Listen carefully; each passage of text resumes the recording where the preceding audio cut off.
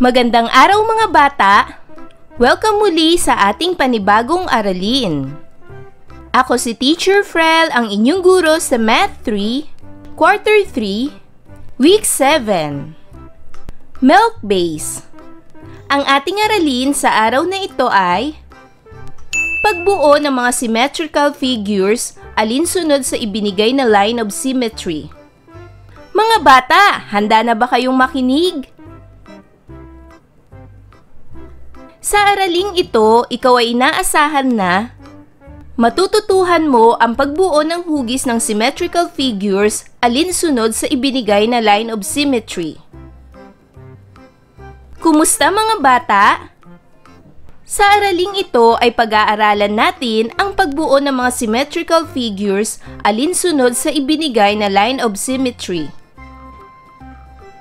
Sa nakalipas na aralin ay napag-aralan at natutuhan mo ang pagkilala at pagguhit ng line of symmetry sa mga hugis sa kapaligiran at sa mga disenyo.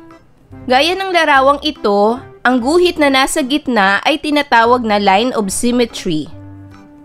Ang line of symmetry o simetrikong linya ay mga linya na maaaring gamitin upang hatiin o mahati ang isang imahe sa magkaparehong larawan at sukat. Ngayon naman ay pag-aralan natin ang tungkol sa pagbuo ng mga symmetrical figures. Pag-aralan natin ang larawan sa ibaba. Ang larawang ito ay kalahating bahagi lamang. Ito ay isang symmetrical figure na hinati sa gitna gamit ang line of symmetry. Ang isang symmetrical figure ay maaaring hatiin sa gitna gamit ang line of symmetry kung ang magkabilang bahagi ng larawan ay magkapareho. Ngayon ay iguhit na natin ang katulad ng kalahating bahagi ng larawang ito. Ano sa tingin nyo ang nabuo nating hugis? Tama! Natukoy natin ngayon na ang symmetrical figure o ang nabuong hugis ay isa palang hugis pentagon.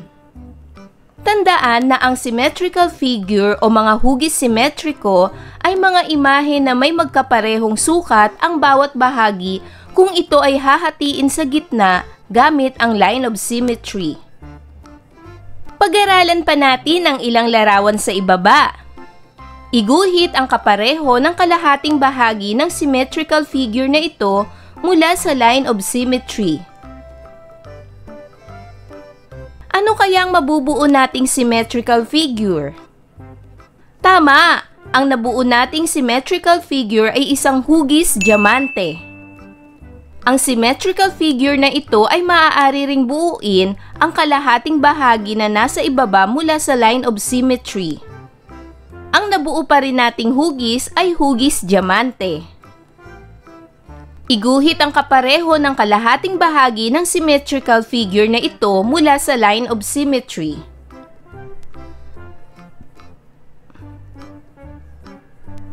Ano kaya ang mabubuo nating symmetrical figure? Magaling! Ang nabuo nating symmetrical figure ay isang arrow. Makikita natin ang magkabilang bahagi ng arrow ay pareho ng hugis, laki, sukat at kulay. Upang lalo ninyo pang maunawaan ang tungkol sa ating aralin ay magsanay na tayo. Pagsasanay bilang isa. Iguhit ang kalahating bahagi ng bawat larawan alinsunod sa ibinigay na line of symmetry upang mabuo ang larawan. Tukuyin kung anong hugis o larawan ang nabuo. Handa na ba kayo mga bata? Una, iguhit ang kapareho ng kalahating bahagi ng larawang ito. Ano kaya ang mabubuong symmetrical figure?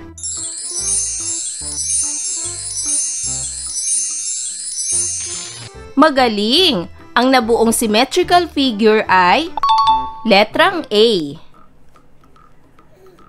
Pangalawa, iguhit ang katulad sa kalahating bahagi ng larawang ito.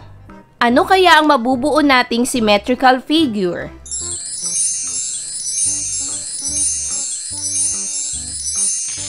Magaling! Ang nabuo nating symmetrical figure ay isang masayang mukha. Pangatlo, iguhit ang katulad sa kalahating bahagi ng larawang ito. Ano kaya ang mabubuo nating symmetrical figure?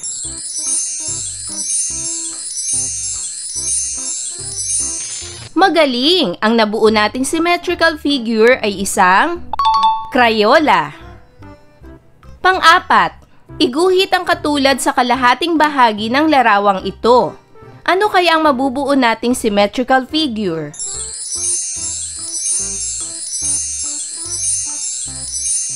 Magaling! Ang nabuo nating symmetrical figure ay isang dice. Panglima, iguhit ang katulad sa kalahating bahagi ng larawang ito. Ano kaya ang mabubuo nating symmetrical figure?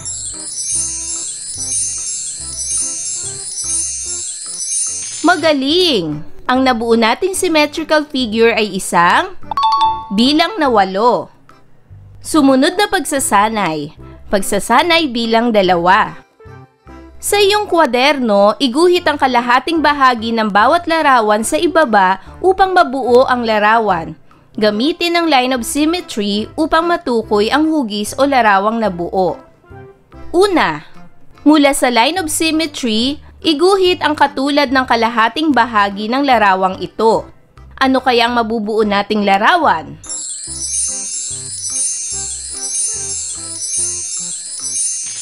Magaling!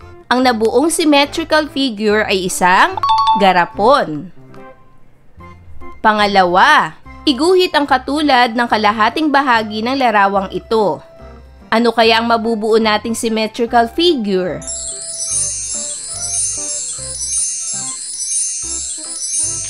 Magaling! Ang symmetrical figure na ito ay isang bulaklak. Pangatlo, mula sa line of symmetry, iguhit ang kalahating bahagi ng larawang ito. Ano kaya ang mabubuo nating symmetrical figure?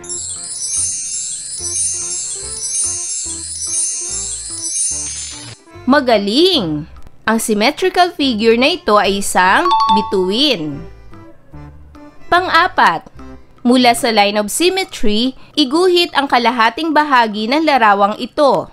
Ano kaya ang mabubuo nating symmetrical figure?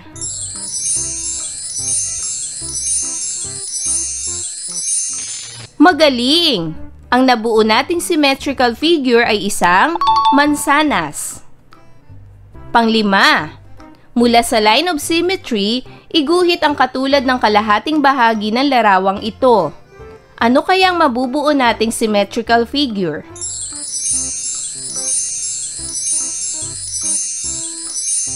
Magaling!